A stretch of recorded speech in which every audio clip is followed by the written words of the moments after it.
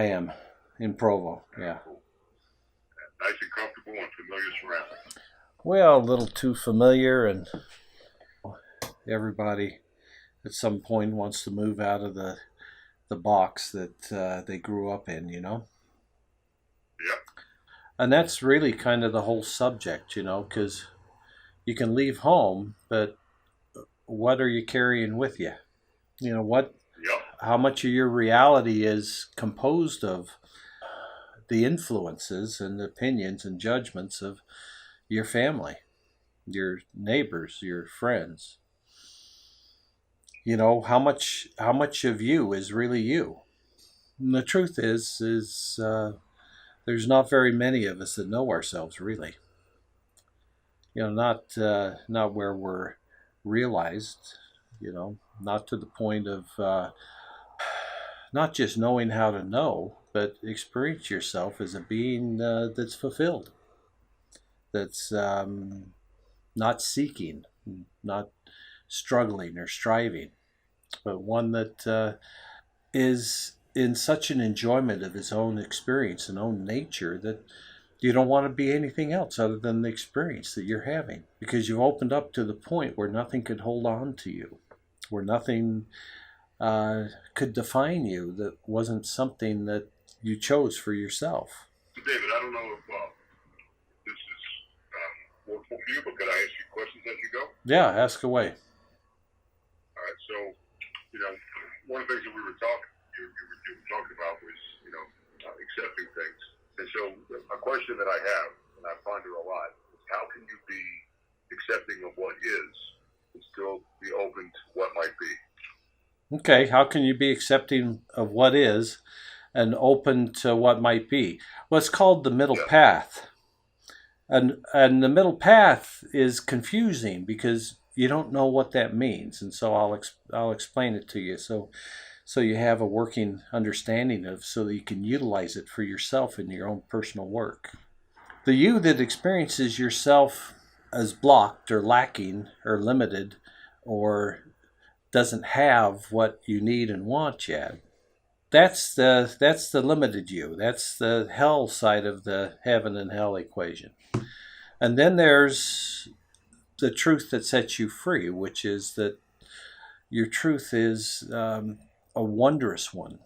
And when you focus your awareness on it and open up to experiencing again what that is, so that you own your own truth within your experience of you, is that experience of fulfillment and purpose accomplished. You know, we came here to awaken. We came here to experience freedom of consciousness within the limitations of embodiment. So as a free spirit, you said, okay, I'll do this. I'll come and I'll play in this reality, in this existence, but I'm going to maintain my awareness of my own eternal nature, my own universal self. And I'm going to come in and I'm going to embody. And if I ever experience myself as being less than the freedom of truth itself, then I'll take a momentary pause and I'll acknowledge that I went unconsciousness and I experienced myself as so much less than the truth of myself that I couldn't even imagine what the truth of myself was, other than the terrible experience of being me in the moment. So there's two sides. There's limitation and there's freedom. There's heaven, there's hell. And you're in both at the same time. But if you put all of your awareness in hell, then you're disconnected from your self-realized heavenly aspects. And if you put all of your attention in heaven, then you completely forget that you're even embodied. And so you take a middle path. You have one foot in heaven and one foot in hell all the time. And they can change places, but the point is you're always on the line. And what that does is that brings consciousness into limitation, freedom into the experience of embodiment. So if you're right there on the middle, you're feeling 100% of your limitations, and you're feeling 100% of your enlightened universal conscious freedom. You're awake and yet embodied in a desperate circumstance, and so you awaken divinely in hell. You take responsibility for your humanity, for the fact that you're moved largely by animal instincts and collective and a shared collective reality. But is there more truth than that in the truth of you? And you know that answer. You know, yes, of course. It's that and much, much, much more also. And so you open your heart and you open your mind. You open in your willingness to experience the truth that, when realized, you will be free. And it's never somebody else's truth, it's always your own. And so the truth of yourself that would set you free is that the truth of yourself is actually freedom, enlightenment, love, compassion, kindness, empathy. You love everything, everywhere. And all you want to do is share that love for everything that you experience. So when you move that into the experience of yourself, moment by moment, then you find that you have the ability to move in an awakened state of consciousness. It's not in your dreams. It's not when you're in trance. It's you as the man, an awakened human being human and universally aware and whole at the same time. So the middle path, you experiencing the struggles, and that part opens up to experience the truth that sets it free, and that is that you're both, you're all, you're everything. And then that experience of everything, the wondrous aspects of truth, inspire that which is less than that in its estimation of itself to see that same level of truth in itself and open up into and experience it. And so you're able to come here and have an experience of transformation. You come into a difficult circumstance and you awaken in there and you stay awake until it's transformed. You experience the pains and the traumas and the confusions and the lies. And you just sit right in the middle of them. You say, okay, so that's where we are. We're sitting in the middle of all that. Before you change things, you want to understand them if you're wise. And so you quit judging and you open and you experience the universe as it communicates to you in whatever aspect that it does. And you allow those communications to affect you instead of going into a fight or flight or combative experience with another point of view.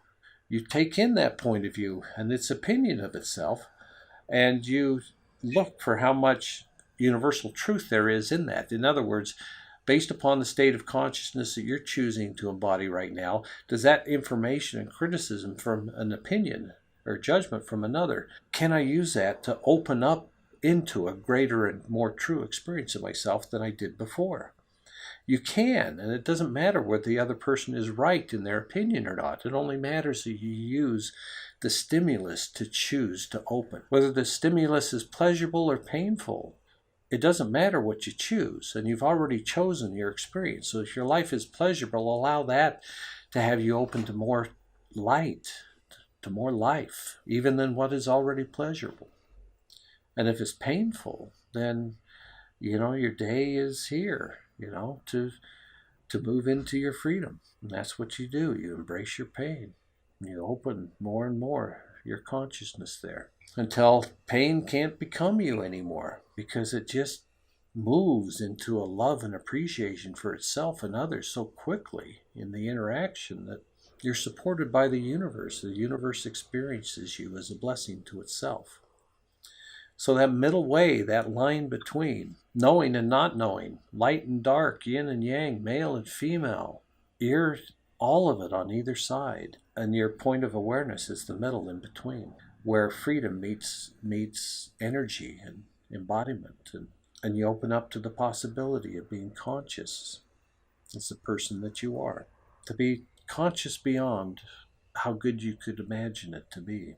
Conscious as well, at least, as those who knew how to choose the best experience for themselves, the one that they'd most appreciate afterwards. Could it ever really possibly be true that we, as whether you would respond to divine consciousness, God consciousness, Christ consciousness, Buddha consciousness, Krishna, or no deities at all. It's just simply the experience of the universality and how everything's interconnected in such a way that you can be conscious of it all. And you just open into that and say, yes, that's me. That's what's real. That's what's true. I can embrace the universe and also my experience of you. So that's how you relate to reality here.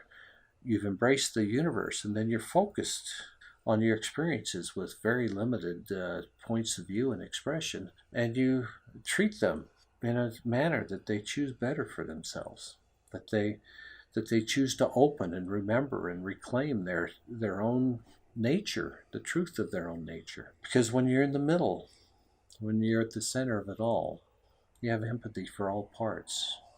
Every part of it makes sense to you because you're not favoring any of it and you're not rejecting any of it. You're there just experiencing what it all is. And in that experience, a truth of yourself comes in that's so profound that it ends your need to seek because you know and you're satisfied. The need in you that was searching for truth has been not just satisfied, it's been rendered as a ridiculous limitation that you took on for some reason. That you would ever own that point of view as your primary reference point. Yeah, no. Not anymore. Open and know it all. Allow it all to communicate to you. Allow it all to say, hey, here's my experience of you. Universe-wide. Allow every consciousness, every beingness, every aspect of it, regardless of how it's identified itself or how you see it. Open up and allow that flow into its complete experience of you. So in the middle, you open to it all. You support it all. You know it. You appreciate it. So for yourself, just notice that you know how to be in the middle. You know how to be the transformation point, the transition point, the spark that prompted a mass awakening. Right in between the possible and the impossible, you find it possible to live the impossible as your experience of yourself. So you got another question? Well, there's something that I'm kind of pondering through this whole thing, David. And it's not just what you said. It's just as I'm thinking as we go. The very fact that we identify ourselves as ourselves means that we're accepting certain things and we're excluding certain things. So knowing that we are all part of something more, how can we be a part and the whole at the same time? Okay, fair enough.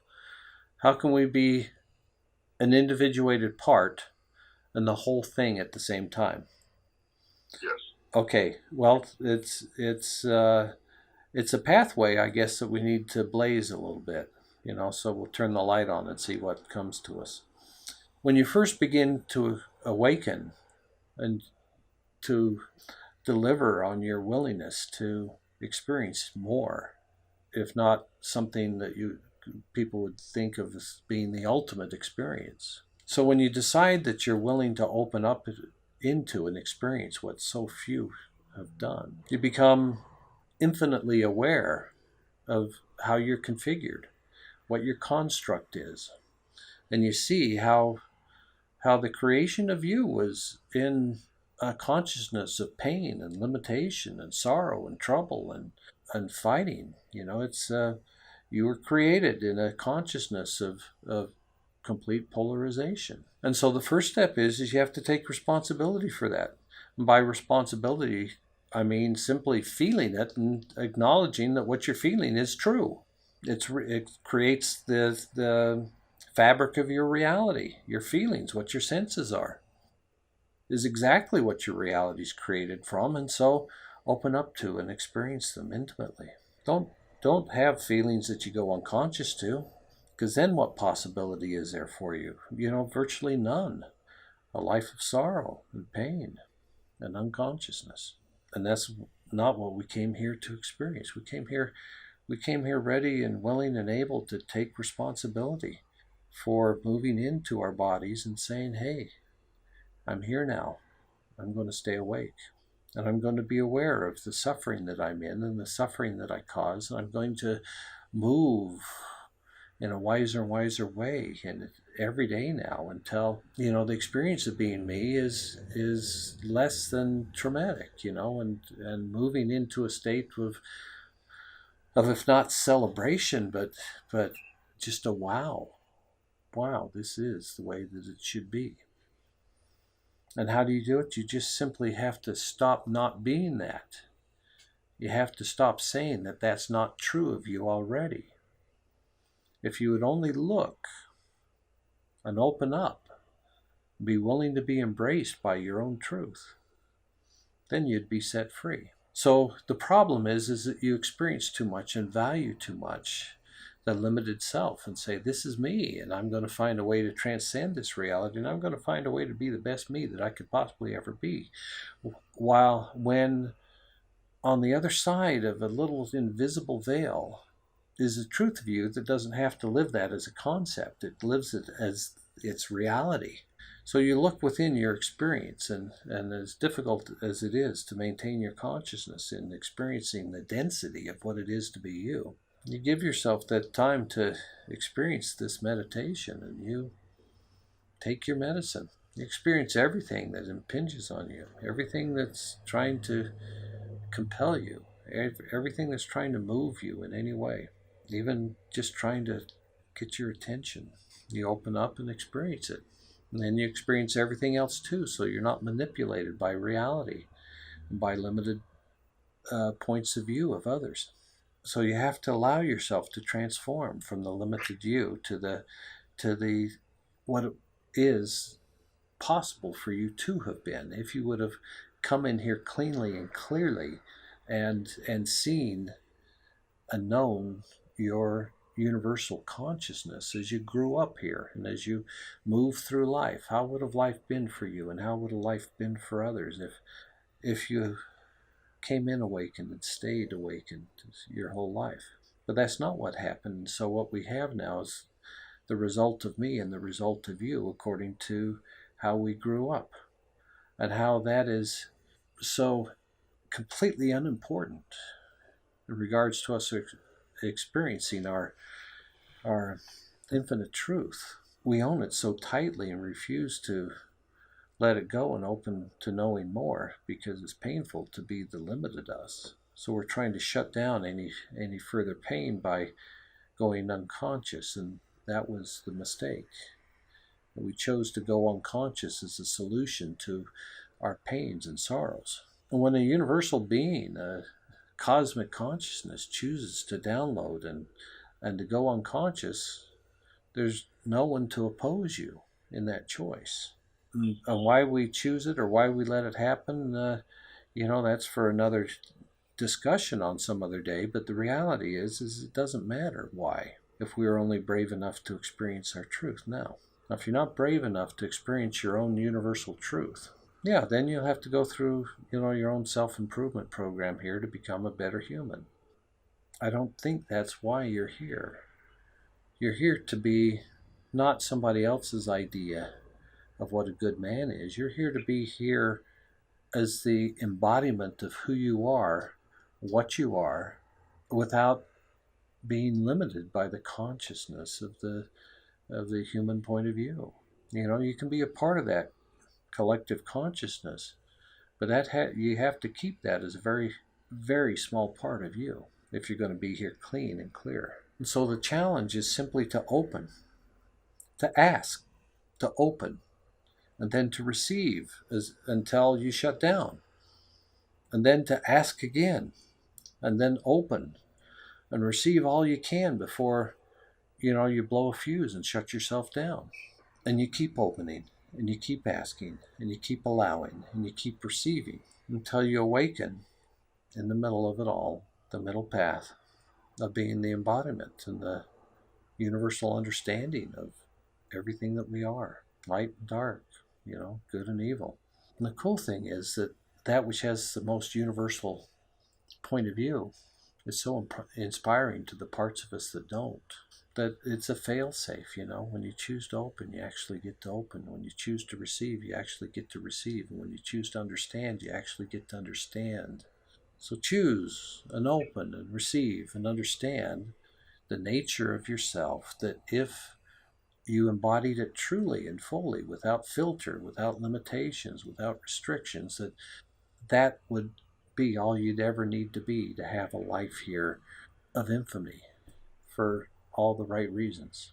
So consider opening into and experiencing the truth of yourself that is inclusive of and yet is beyond time, that is inclusive of that which is inclusive, beyond space and dimensions and realities and material.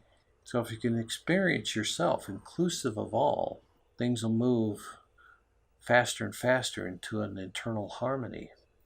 And that's what you'll experience yourself to be, and a consciousness of internal harmony. That's where you'll find your truth, and that's where you'll experience your freedom. Now, when I experience myself, it feels like there's so much wrong with me that it could never be sorted out. But, I don't have the choice of awakening in somebody who's cleaner than I am, someone who's easier than I am.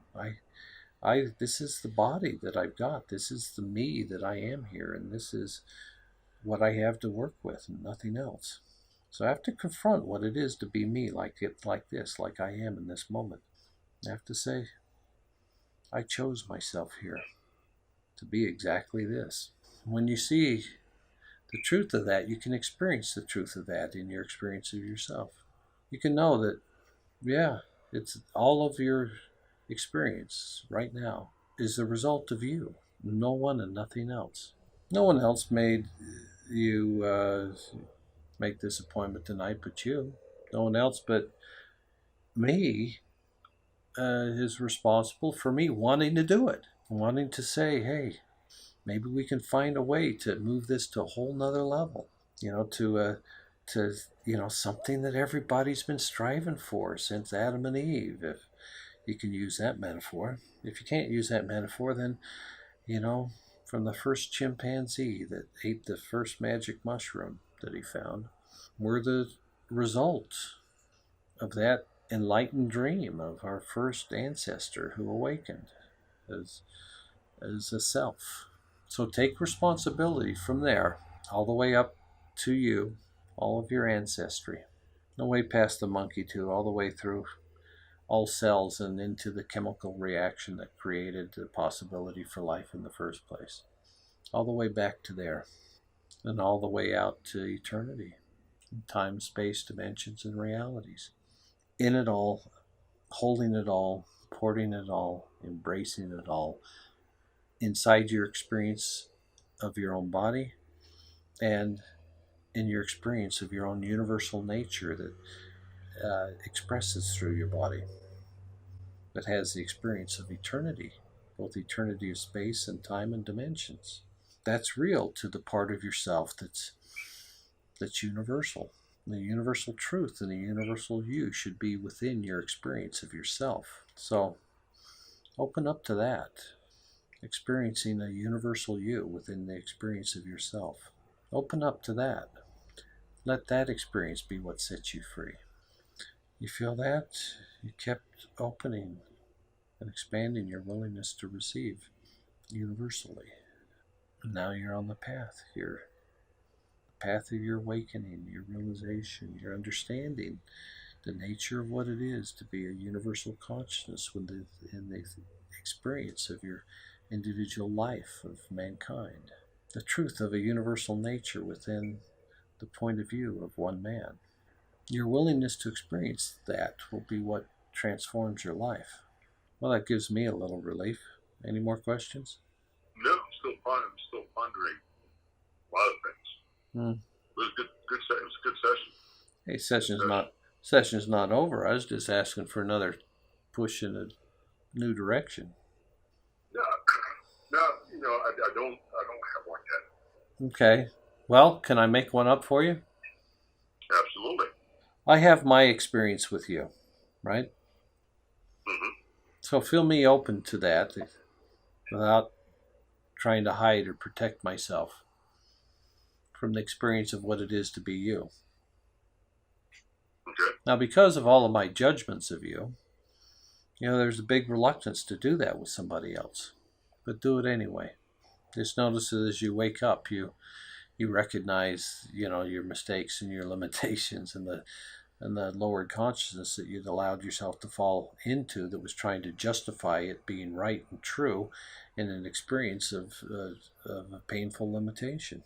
It's kind of a it's kind of a funny thing, where as we're struggling to extract ourselves from a from a life that can be horrible into a life where we can feel protected and safe. We have to connect to all the dangers that we've put ourselves in physically and ethically and morally and in our relationships with individuals and institutions. And we have to allow our consciousness to not just go universal. It has to be highly aware worldwide into the nature of collective human reality. We should really open to know and understand what makes reality for humanity so that we can find a way to expand our reality, experience more of our humanity in a state of enlightenment. Why not? Why not that for each one who chooses it? Why make it so difficult for us to awaken? Is that what we really want for ourselves? Do we want it impossible for any one of us to ever awaken? Do we have any examples of a universally aware consciousness embodied here? Why do we forbid that for ourselves? Why does everybody forbid that for themselves and everybody else here? That's only for the storied elite of the stories that, we hope are true, but God knows we don't know. Doesn't matter what your religion is, you don't know for sure. Neither does the atheist and the agnostic. All we know is that our consciousness is limited, that our point of view is not comfortable sharing our experience with somebody who holds all kinds of oppositional points of view to what we think is true and right and just. How do you open into experiencing your enemy? Why would you? Because the only way that you can ever beat your enemy is to be willing to facilitate their experience of their own divine awakening, maintaining your consciousness in your interactions with them, not giving in to the buttons pushed by others that move us through our emotions. Let's take the emotion out of our awakening, not so that we're like Spock, but so that we're less than animal. Yeah, we've got to take over our own heart. We've got to be our own soul here. The soul, the union of the body and the infinite. Be the soulful you here. The soul that's infinitely true and infinitely connected and infinitely real. The soul that when you embody and awaken here, you're already free. You're already what the rest of us need and are moving into our perfect expression of ourselves here. And you do. You just let it happen. You just recognize when you say no. And then you keep trying to say yes until you can say yes freely again and open and receive it. I have to say yes. You just have to want to say yes. And you just have to keep your focus on wanting to say yes. And as you keep your focus on your wanting to say yes to your universal freedom, in each moment you know yourself more. In each moment you experience a greater degree of freedom. And you're closer and closer into awakening into your full self-realization, where you're free. So when you want to move into self-improvement, connect universally first and allow the universe to experience you and allow the rest of us to experience the universe through you. Be a universal presence here. Be that which is open to everything. And in that opening into everything, you have ended the limitation of everything that chooses to be free. So there's a lot of stuff to move through here, but so what? Just keep maintaining your consciousness, keep waking up again, keep choosing to try and try and try to say yes to freedom until you actually do, and you actually open and you actually receive all of it that you need for you to be free. The key is your opening. In your opening, there you'll have your awakening, and in your awakening, you'll have your understanding, and in your understanding, you'll find your wisdom. And then moving is a state of grace and wisdom. You'll just always do the right thing. All you have to do is keep saying yes, please, me too. That's the real Me Too movement. Open to your truth. Yeah, me too. Me too. The truth that's free, the truth that's so free it's graceful, the truth that's so free that it doesn't hold on to a lie to beat somebody over the head with, the truth that moves with grace and compassion and understanding, and in just the right way, moves so that we who experience you are invited to take our next step in our own expansion, in our own growth, in our own choosing to open and receive the truth of our universal nature. And when we all awaken into that, then the things that have consumed our minds and consciousness, our relationships and politics and rules and regulations, we can move into something much better than that. But we don't have to plan it from a consciousness where we don't know and we don't understand. What we have to do is quit trying to be the boss from there. And we have to surrender to our experience of freedom. Because if we're in polarity fighting others, then that's where you want to awaken so you can put an end to that experience. So that you can experience yourself the way that you wanted to, that you chose to when you came here, before you came here. What happens to a body when a free being awakens in it? Experience what that would be yourself. Experience it right now. Don't hold that away from yourself. Embrace it. Great. Now we're at the point where we're willing to experience self-improvement. Actually, we're not trying to destroy ourselves or judge or condemn ourselves anymore. So it's a major step for me. I'm going to sit here in my experience of myself until it's completely transformed. And that's your meditation. Your meditation is opening to experience your own transformation. Just continually looking at your level of willingness to say yes to that and put your attention on moving that closer and closer and closer to that yes that sets you free. And so when you experience within your experience of yourself saying yes to an experience of transformation, a full self-realization, and a universal awakening, then you're going to start to have a real interesting life. And the rest of us will benefit from it because you're going to be spreading your wings and seeing how high you can fly until you are the sun and the moon and the stars and everything else too. The universal you, the universal truth within the experience of one life. A one life that could be all life if each life chooses it and moves into the yes that allows for the transformation. So meditate on your yes until it saves you and sets you free. You don't need a strategy other than that. The yes of your opening into a universal experience such that is one of cosmic consciousness and divine grace at the same time. Where can you find that yes in you? Look within yourself until you do. And that's where you'll find it. In your inner space, in your inner experience, you'll find your universal truth. It's a paradox, it's ironic, but it's true. Would the experience of a divine you transform your body? I think it would. And whether using the word divine is the right one or not, let's just say choose the word that allows for you the greatest amount of freedom. Then move beyond the limitations of that word into what you know from the awakening that you've already had is the next step on your path. A full opening, a full awareness, a full realization. The universal truth within the one that is you. Feel how all your no's are wondering if they should consider testing the waters of yes with a whole bunch of maybes or I don't knows first.